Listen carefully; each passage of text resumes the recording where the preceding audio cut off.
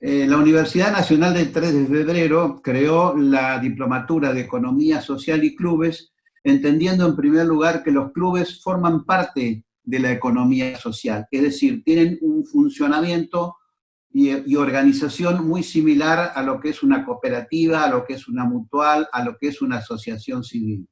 Es decir, el club tiene que cumplir un objetivo deportivo para el cual fue creado o un fin social para el cual fue creado, pero a su vez debe alcanzar objetivos económicos, porque si no alcanza los objetivos económicos, desaparece la posibilidad de hacer las actividades. Entonces, hay muchas propuestas académicas vinculadas a los clubes por el lado de lo deportivo.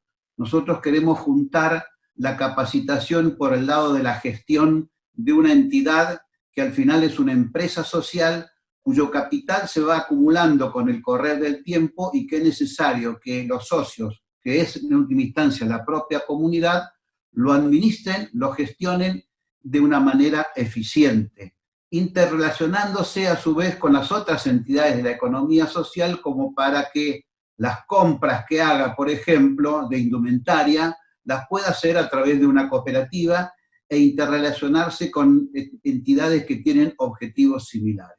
Eso es básicamente a donde estamos apuntando, o sea, la capacitación de la dirigencia de los asociados y del voluntariado en los socios para que tengan en su mente la posibilidad de alcanzar la eficiencia en la gestión de los clubes. Bien, Jorge. Una de las cosas que a nosotros nos desvela es que mucha gente, digamos, simpatizante de un club o que ama la institución, pasan en algún momento a cumplir el rol de dirigentes. Creo que ponerse a la altura de las circunstancias desde la formación es casi imprescindible. ¿Qué sugieren ustedes a las personas que llegan a estudiar esta diplomatura o aquellos que están interesados por hacerla? ¿Cuál es la manera de, a medida que van estudiando, también desempeñarse en su rol de dirigente? Bueno, nosotros propendemos a que se genere una especie de necesidad en el tema de la capacitación, porque de alguna forma una cosa es tener amor y pasión por el club y otra cosa es saberlo gestionar, saber entender que no es una empresa privada donde hay un dueño que ordena y que manda, sino que es necesaria una gestión asociativa con el resto de la comisión directiva que tienen distintos pensamientos, distintas proveniencias, pero todos de alguna manera son partidarios de su club, son amantes de su club. El club es mucha pasión y a veces poca razón. Y de alguna forma lo que hay que dejar aclarado que el tema de razonar para gestionar de manera eficiente es fundamental porque los capitales que maneja un club son cada vez más importantes y siempre están al acecho de otras empresas que pueden venir a usurparlo. Tal vez la película Luna de Avellaneda nos ha marcado una fotografía muy importante de un momento determinado que ahora puede inclusive volver a repetirse. Entonces, la propia necesidad tiene que llevar a que los dirigentes se capaciten en una gestión de la cual probablemente no conozcan. Y quien conoce de gestión probablemente conozca de gestión de empresas privadas y no de empresas asociativas. Así que bueno, esperemos que haya cierta conciencia del manejo de lo social.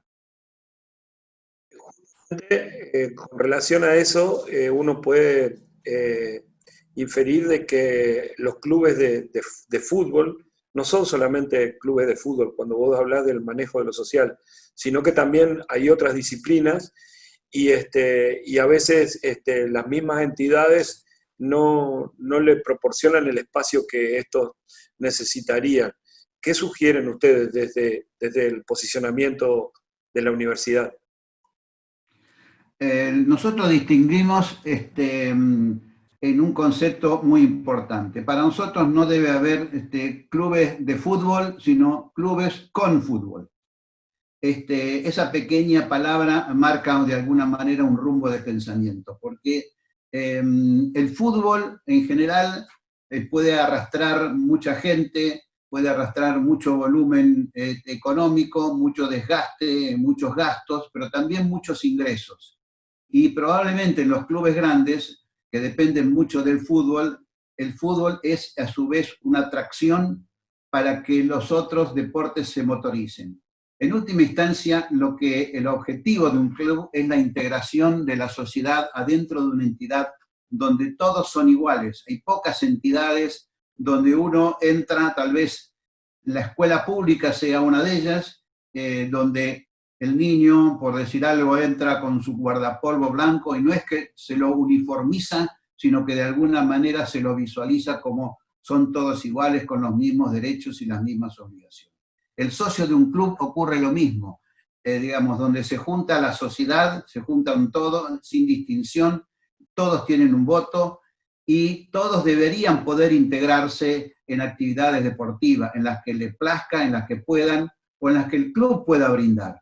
Pero no es solamente el fútbol, sino que mucha gente tiene condiciones y aptitudes para fútbol, pero muchísima otra gente no solamente no tiene aptitudes, sino no tiene ganas, no le gusta el fútbol y prefiere otras cosas. Entonces, la cuestión de la pluralidad deportiva es fundamental, porque un club que se dedique a un solo deporte es muy difícil sostener los costos fijos. Un club que tenga una infraestructura amplia, con distintas canchas de tenis, de básquet, de bochas, integra a toda la sociedad en sus distintas edades, ¿no? Ahora, por suerte, viene el fútbol femenino, donde integra a la mujer.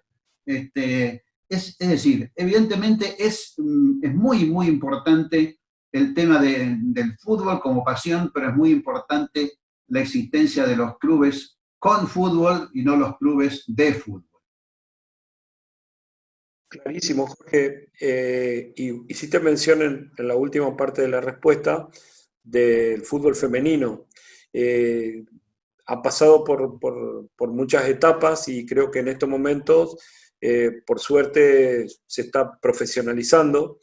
De todas maneras, lo que uno puede observar es poca participación en relación a la cantidad de hombres, de mujeres en las comisiones directivas de los clubes o en cargos directivos importantes. No quiere decir que no las haya, pero ¿cómo se puede hacer para motivar o para justamente, para incentivar que la mujer tenga un rol preponderante dentro del formato de un club? Bueno, todos los cambios culturales son cambios lentos. En última instancia, el cambio de la incorporación de la mujer ha sido dentro de los cambios de los más rápidos, por suerte. Aunque la lucha viene de hace tiempo, todo el tema de la incorporación del fútbol en la mujer se produjo en relativamente poco tiempo. Yo, más que la profesionalización del fútbol femenino, diría que lo importante es la masificación del fútbol femenino. De ahí después vendrá, de la cantidad viene la calidad, de la calidad viene el apasionamiento, de la cantidad viene las ganas de ir a ver el fútbol femenino, y así sucesivamente. A mí me parece que esto es muy importante. Los clubes deben tener, no sé si modificando los estatutos o algo parecido, la obligatoriedad de una participación mínima de mujer en las comisiones directivas. Tal vez hacer una especie de discriminación positiva, en el sentido de que es necesario en un periodo de tiempo ir adaptándose de la manera más rápida posible a la nueva cultura, y por lo tanto la única manera de una incorporación rápida sería una discriminación positiva y procurar que en cada comisión directiva haya un mínimo. Hay ejemplos interesantes ya de presidentas de clubes, pero al decir hay ejemplos interesantes, ya son ejemplos aislados, y no se trata de decir hay ejemplos, se trata de decir, bueno, no puedo nombrar todas porque es un montón de gente. Sin embargo, aún no podemos decir. Yo pienso que se está en un camino muy, muy bueno, muy interesante, ¿no? Y el fútbol femenino, en última instancia, va a traccionar mucho más que otras cosas en el tema de la incorporación de la mujer en los clubes. Porque en última instancia la mujer participa muchísimo en el acompañamiento de sus hijos a los deportes y llega a un punto donde es una compañía pero no una decisora, y lo que hace falta es también tener ese toque importante, de decisora del lugar de madre, pero de decisora del lugar de socia, que es lo fundamental, ¿no? Si es una socia, tiene un voto, igual que todos. Es muy oportuno también, hablando de cómo se van incluyendo e incorporando gente así como el tema de la mujer, a la participación en los clubes.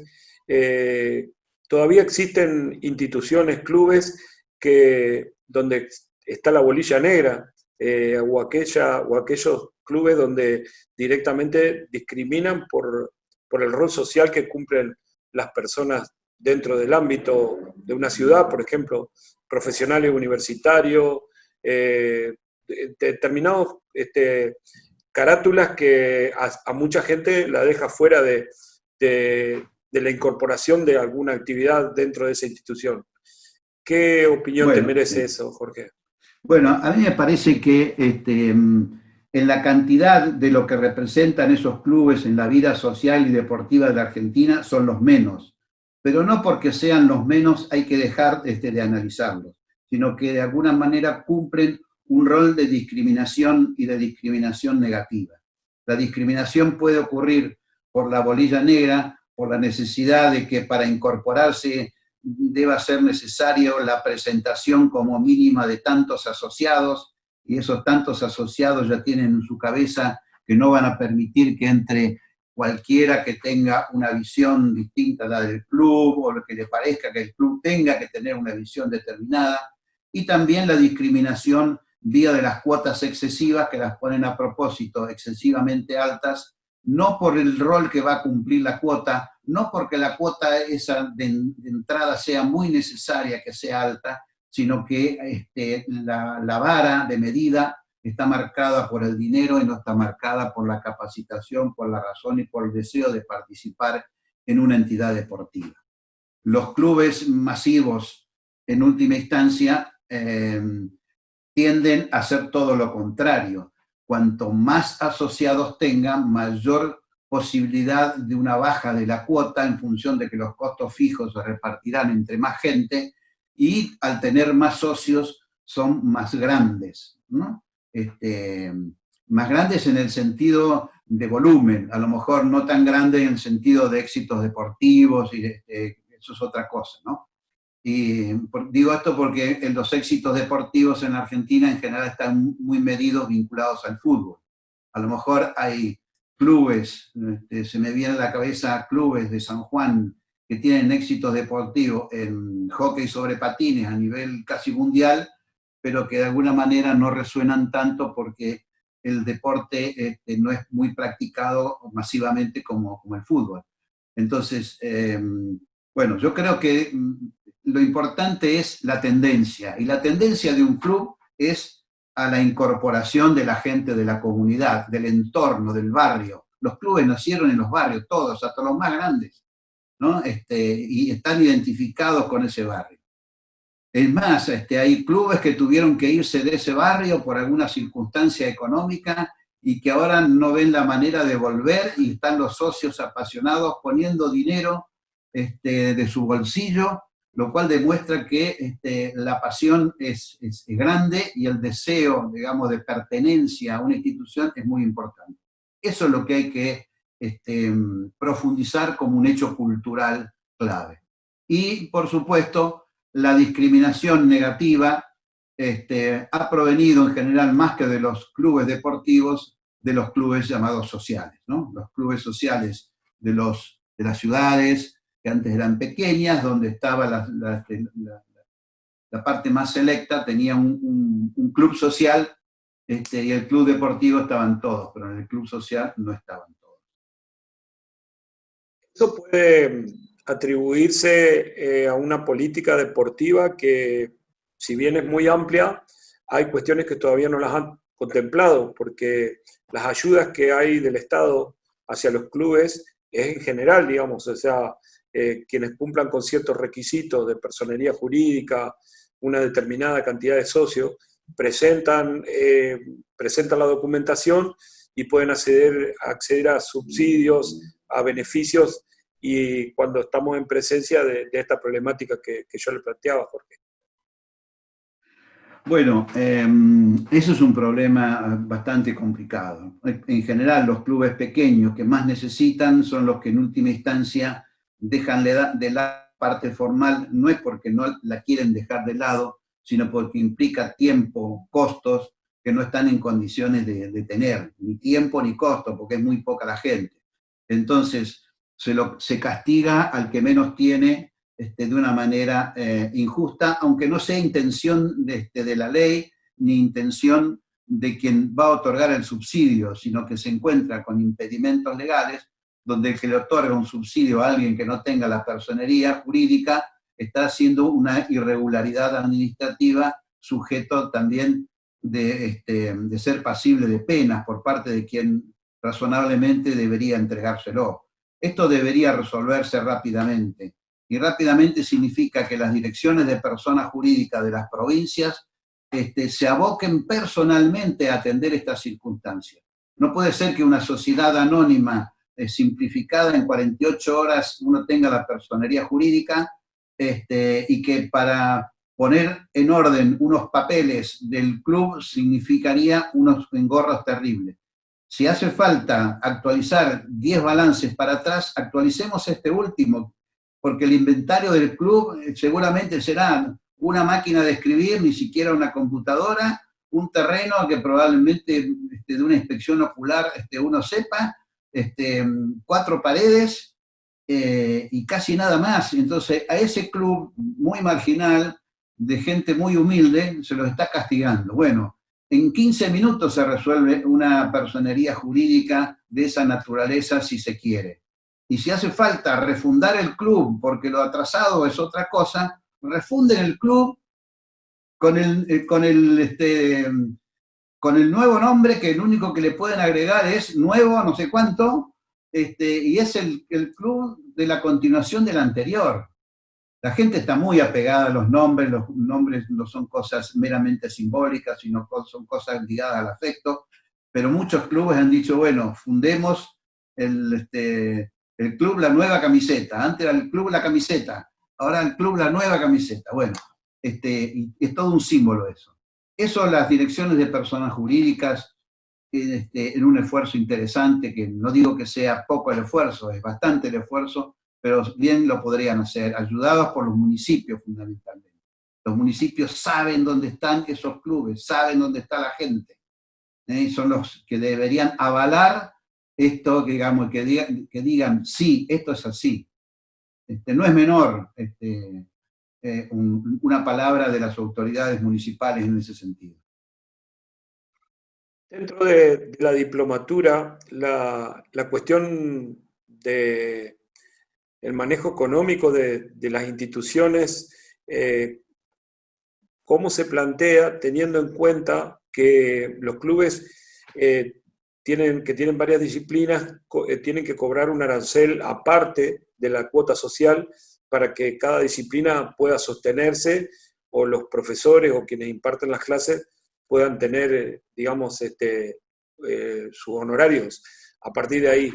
¿Está bien lo que estoy planteando o hay algún otro tipo de...?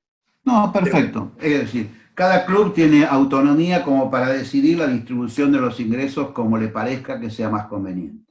Sabido es que hay toda una tendencia de decir, bueno, si el hockey recauda esto, que se lo quede el hockey. Si el fútbol recauda esto, que se lo quede el fútbol. Y si el básquet recauda esto, que se lo quede el básquet. Entonces vienen los costos de mantenimiento de la utilización de la cancha de tenis, porque los costos son tantos, etcétera, etcétera. Hay distintas maneras de hacer frente a estas situaciones.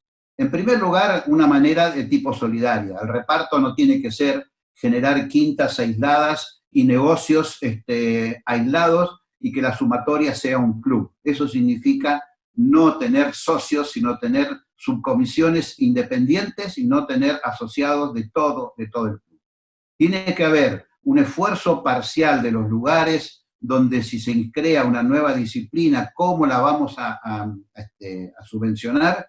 Pero debe haber un esfuerzo conjunto de que los determinados costos fijos forman parte del paquete total. Y aquellas partes superavitarias tienen que subvencionar aquellas partes deficitarias. No por capricho, sino por una decisión razonable.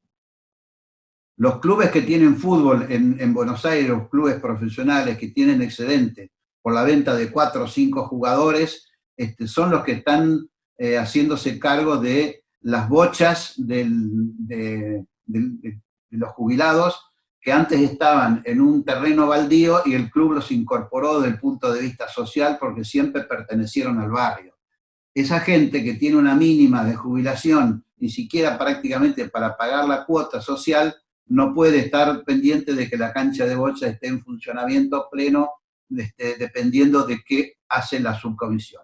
Ahora, si es una subcomisión que no se preocupa ni siquiera para ordenar las cosas, evidentemente está pensando que lo tienen que subvencionar por derecho. Por derecho no se subvenciona a nadie, sino que se subvenciona en función de una estrategia. El club tiene que ser una institución donde todos los asociados tengan cabida, y cuando el club decide porque decide el club incorporar una nueva disciplina, ya la propia decisión es que tiene obligación de mantenerla, ¿no? Entonces, hay estrategias mixtas donde cada uno hace lo que puede de su comisión. El hecho del alquiler de las canchas de tenis, hay que gastar la luz, no es lo mismo jugar de día que jugar de noche. Ahora, no es lo mismo una hora de tenis en el club donde uno es socio que en una hora de tenis en una cancha privada donde le estamos aportando el dinero al dueño. Aquí todo el excedente se capitaliza.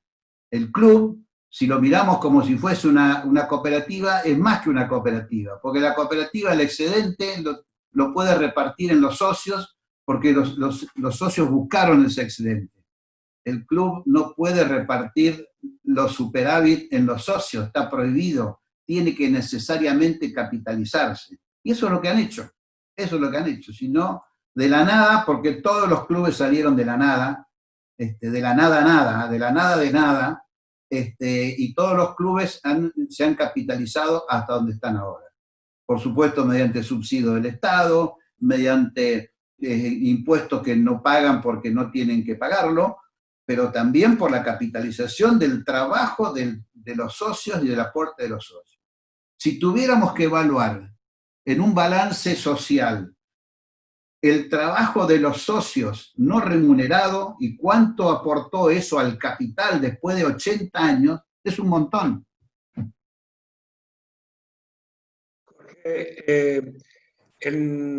Para que no sea discriminatorio, ¿cómo debería una institución, en qué se debería basar para poner el precio a una cuota social? Y en el caso de que algunas personas que son parte del club tengan algún tipo de dificultad económica, ya sea por la situación que se vive, que se quedan sin trabajo, que pierden el ingreso que normalmente le posibilitaba pagar la cuota del club. Desde su posicionamiento o el de la universidad, ¿qué se sugiere con respecto a eso? Bueno, aquí es un tema importante. La mayor parte de la recaudación de los clubes de manera estable provienen de las cuotas. Lo que yo voy a enunciar ahora es una cuestión teórica. La cuestión teórica sirve como para marcar un horizonte y para tender hacia ello si la teoría es buena. Si la teoría es mala, rechacémosla de entrada. ¿Qué es lo que pretende el club con las cuotas? El club lo que pretende con las cuotas es brindar la mayor cantidad de servicios o brindar los servicios que tiene planificado.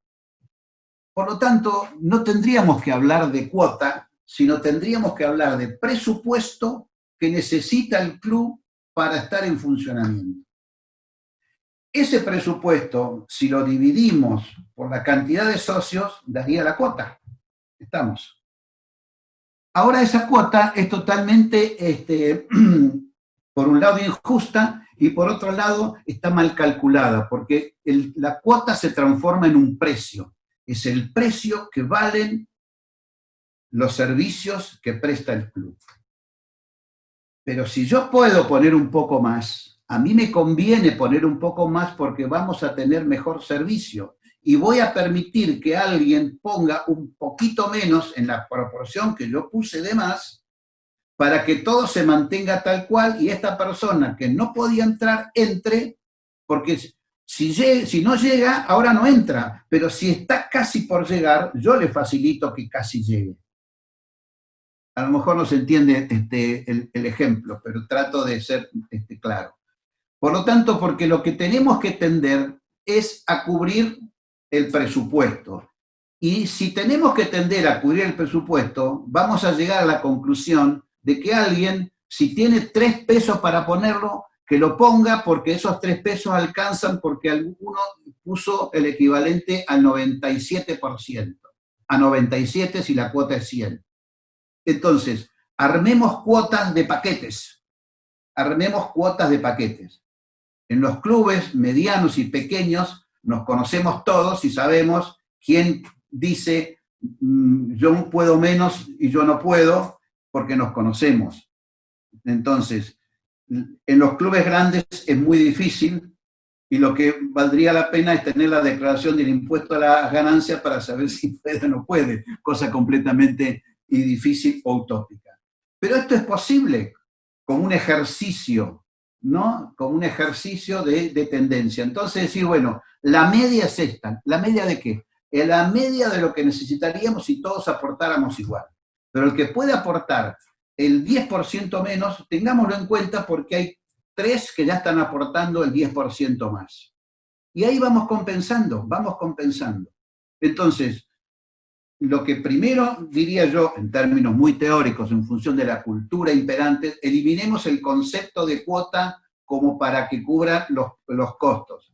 Trabajemos como presupuesto que se necesita, cuánto debería cobrar y cómo los socios podrían moverse un poquito más. Si el que se mueve un poco más ve que el vecino no se mueve un poco más, bueno, entonces no hay una solidaridad estratégica entre todos, no hay unas ganas de que el club crezca, porque yo sé que el vecino de la vuelta de mi casa, ese puede menos. Y yo le voy a decir, mira, entrá, porque tengo confianza, porque no lo puedo tratar de pobre, pero porque tengo confianza, entrá porque va a haber excedente como para que la cuota sea un poco más baja. ¿Por qué excedente? Porque otros aportaron un poco más. De ahí que entonces hay un paquete solidario y hay un entramado solidario, y si empezamos de a poco así, vamos a ver con naturalidad que uno pone un poco más y otro pone un poco menos, y no va a haber razón. Esto es como decir, bueno, vamos a comer, uno tomó vino y el otro no tomó vino.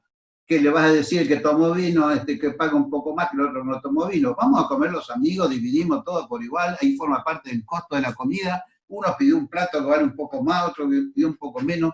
Bueno, estamos en el club culinario ahí. Pero esa es la forma, digamos, de decir, bueno, tenemos que resolver el presupuesto de la comida. Y lo resolvimos así. No sé si está claro, Alfredo. Sí. Muy claro. Y el último ejemplo, realmente muy esclarecedor. Suele ocurrir que también en los clubes los socios por un tiempo desaparezcan o se borren y después al tiempo, a los 3 meses, al año, quieran reincorporarse y se le cobran cuotas atrasadas la verdad que, o sea, generalmente la mayoría de las personas manifiestan su disconformidad con ese tipo de trato. Esto es algo que yo escucho por algunas instituciones de acá, pero también pienso que debe haber estrategias para poder hacer que el socio no se vaya, pero por otro lado, si no va a estar en el club utilizando las instalaciones y eso, podría permanecer teniendo que algún tipo de beneficio o no condice con lo que usted estaba hablando. No, bueno, yo creo que lo que hay que evitar es la especulación, la baja de un socio de manera especulativa porque solamente va al club cuando le brinda un servicio y si la cancha momentáneamente se rompió porque hubo una rajadura en el piso y hay que arreglarla y durante 2 meses no se puede arreglar, el individuo se da de baja porque no va a utilizar la cancha. Me parece que no es un socio, es un cliente eso, ¿no? Que utiliza la herramienta del socio como para tener, y no hay un sentido de pertenencia global de que el club necesita el aporte, aunque momentáneamente ese servicio no se lo preste. Entonces hay que evitar la especulación. Los clubes en general evitan la especulación, decir, bueno, creen que evitan la especulación diciendo un individuo que es socio del club y se da de baja porque no puede pagar la cuota y después vuelve, digamos, tiene como doble pena, ¿no? Una pena de no poder ir al club y la otra pena que después tiene que recuperar y si no tenía dinero, ¿cómo va a recuperar? Yo creo que hay situaciones que a veces son difíciles de analizar porque cuando se analiza en presencia del interesado, mucha gente se pone incómoda, no por el maltrato, sino por estar en una situación de inferioridad económica y nadie quiere aparecer como el pobre de la familia, ¿no? Pero bueno, hay que ir analizando, generar un fondo solidario, echar mano al fondo solidario, permitir que el que se da de baja de un club momentáneamente, si bien no, a lo mejor no puede ir a practicar determinadas actividades porque la pileta es cara y entonces no paga la cosa, no es que no pueda ir al club, que siga yendo al club, que siga, digamos, usando de los espacios comunes, no porque no paga la cuota ni siquiera se le genera, porque de alguna manera se genera una especie de resentimiento. Son cosas bastante delicadas donde hay que mantener un equilibrio entre una discriminación que pueda hacerse y una, entre comillas, avivada que algunos hacen por decir, bueno, me doy 4 meses de vacaciones, digo que no sé qué cosa, me doy de baja del club, después cuando vengo, entro. Bueno, así no es socio del club, lo que es utilizador de determinados servicios, no tiene puesta la camiseta. Hay que tener puesta la camiseta de una entidad asociativa, no puesta la camiseta del fútbol, sino puesta la camiseta de la entidad. Nosotros dentro de la diplomatura no hacemos hincapié en los deportes, hacemos hincapié en las instituciones. Y lo que bregamos es para que los clubes empiecen a juntar en las cosas comunes, como es la organización, la eficiencia, la gestión, donde ahí no hay competencia, ahí tiene que haber colaboración, de tal manera que estén en mejores condiciones para después en los deportes competir, ¿no?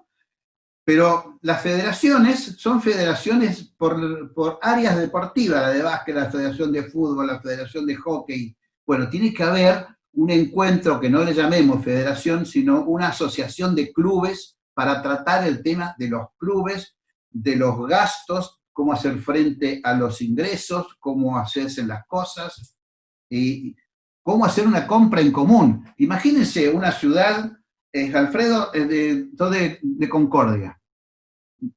¿Cuántos clubes hay en Concordia? Más o menos. 30 clubes más o menos, sí. ¿Cuánto? 30 clubes más o menos. Bueno, a ver, 30, sí, o 30 más. clubes. Vamos a suponer que los 30 clubes se junten y decir, bueno, hacemos nuestra propia proveeduría.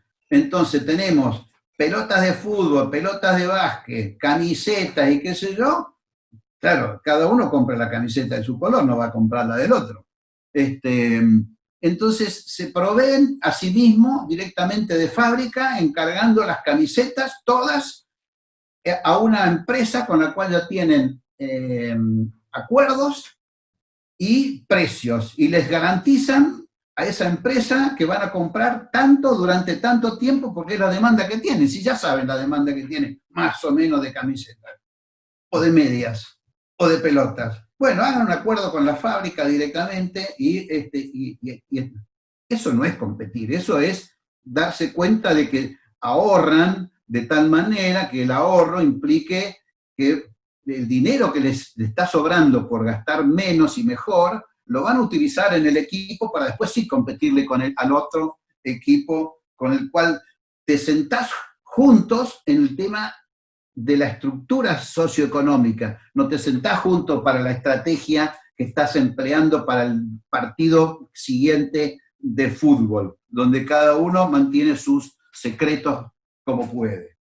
Entonces, y si esa estrategia de compra en conjunto de 30 clubes van al proveedor, que es una fábrica recuperada textil que hace camisetas, bueno, estamos dinamizando un tipo de economía diferente, local, no nos vamos a ir a la aduana a importar camisetas de la China, nos vamos a ir al barrio que está acá a 5 cuadras, donde hay una empresa textil que ahora está haciendo buzos, está haciendo pantalones, y bueno, hagamos un acuerdo para es ganar, ganar, es ganar, ganar.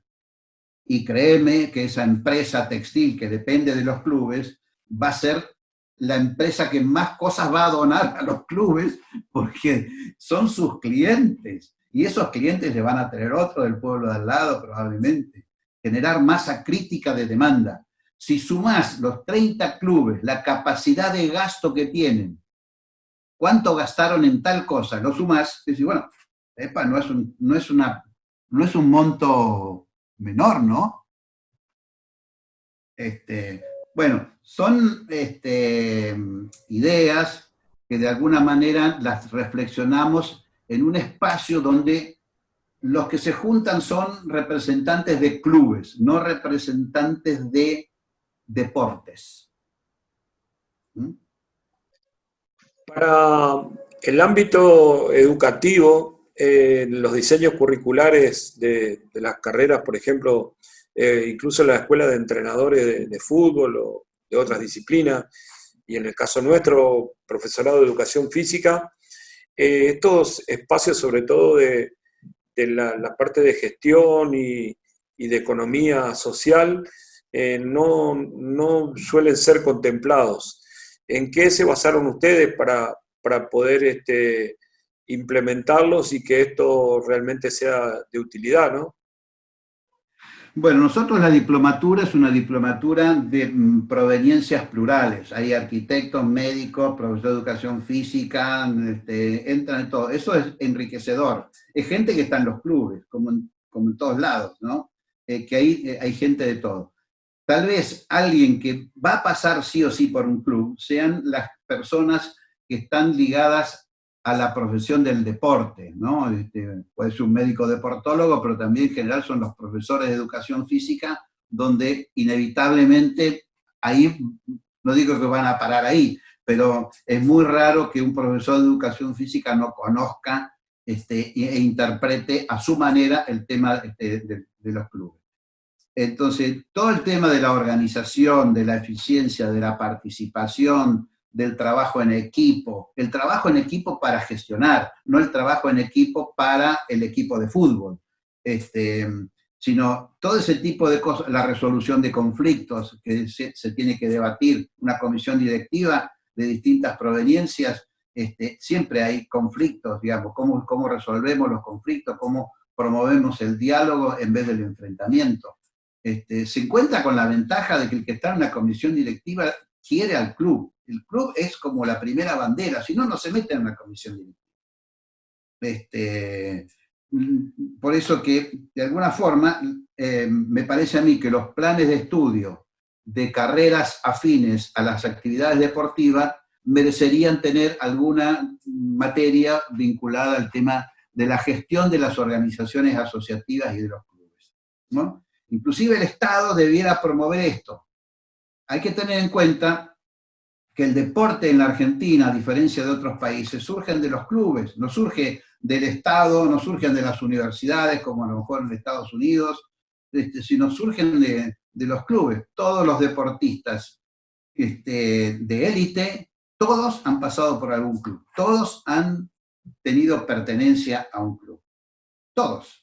No pensemos en el fútbol, que eso está claro, pero pensemos en cualquier otro deporte. han ido a un club asociativo, digamos, porque el padre fue el fundador, porque le gustaba eso, desde los clubes náuticos hasta los clubes de equitación, para decir algo acuático y rural.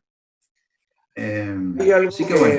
que me parece importante a la hora de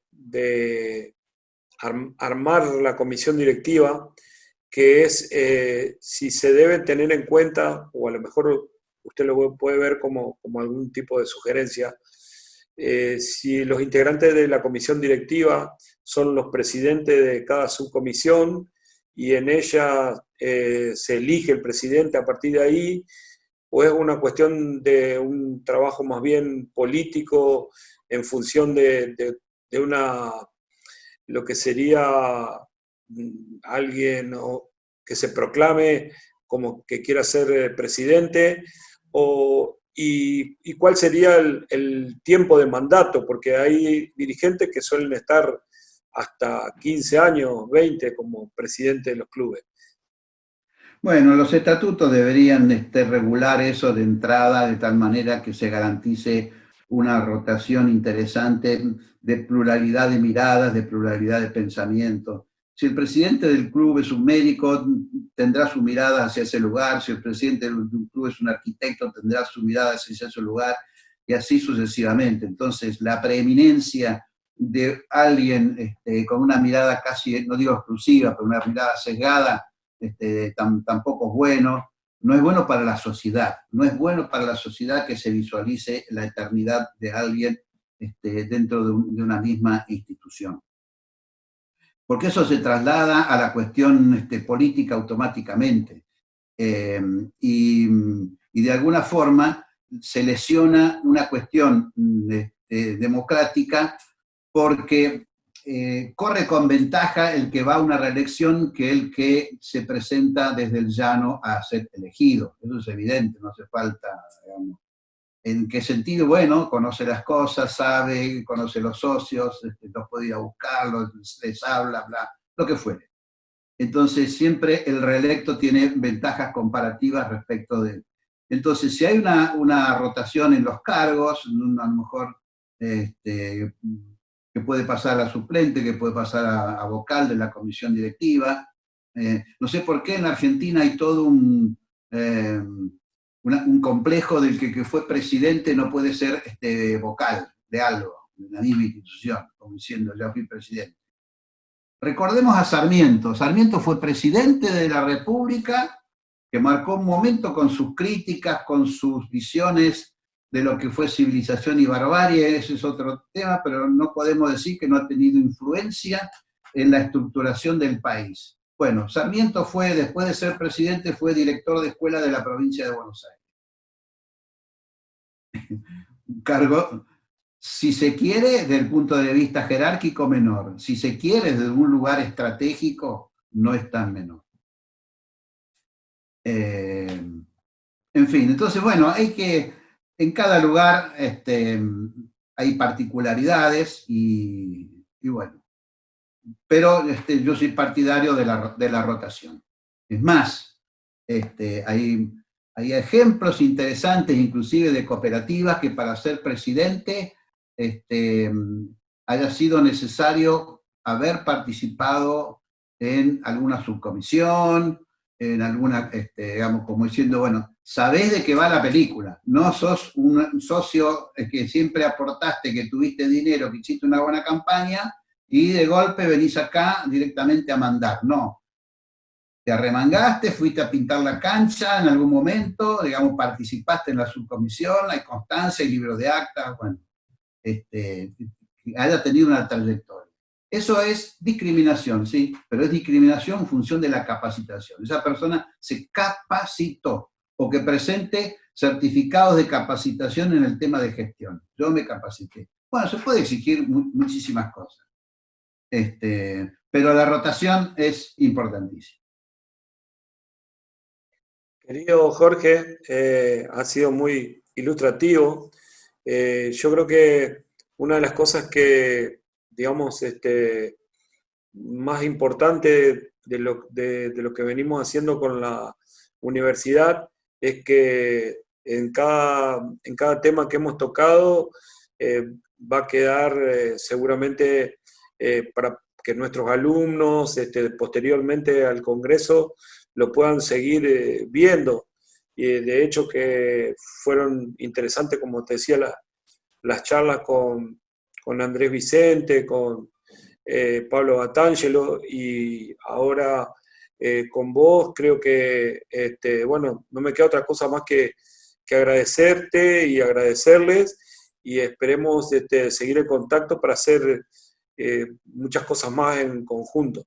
Nosotros tenemos también un grupo de docentes calificados que se destacan en lo que hacen. Tenemos un grupo de fortalecimiento institucional que son psicólogos y sociólogos que trabajan permanentemente con nuestros alumnos y con los docentes, y a veces nos permiten visualizar cosas o circunstancias que nosotros no alcanzamos a darnos cuenta, y eso también, el hecho de que esas personas profesionales estén formadas en eso, a nosotros nos dan cierta tranquilidad, porque a veces pensamos o no nos damos cuenta que un alumno o hasta un mismo profesor se puede sentir discriminado cuando no lo llamamos por el nombre o no lo tenemos perfectamente identificado.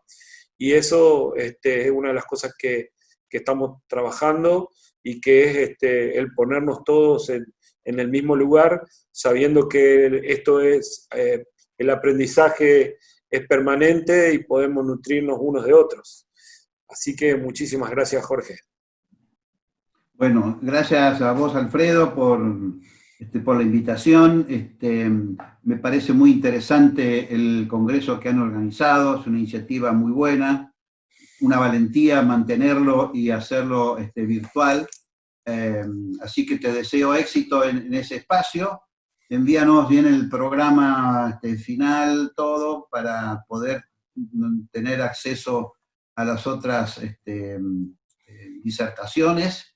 Y no sería muy lindo para nosotros, a lo mejor, armar unas pequeñas jornadas con un título determinado donde aportemos ustedes desde su lugar las cosas que conocen mejor que nosotros, y nosotros aportemos estas cosas que estuvimos hablando, que a lo mejor pueden ayudarles en su tarea cotidiana. Te mando un abrazo, Alfredo, ha sido un gusto. Que pasen lindo, que tengan... Gracias.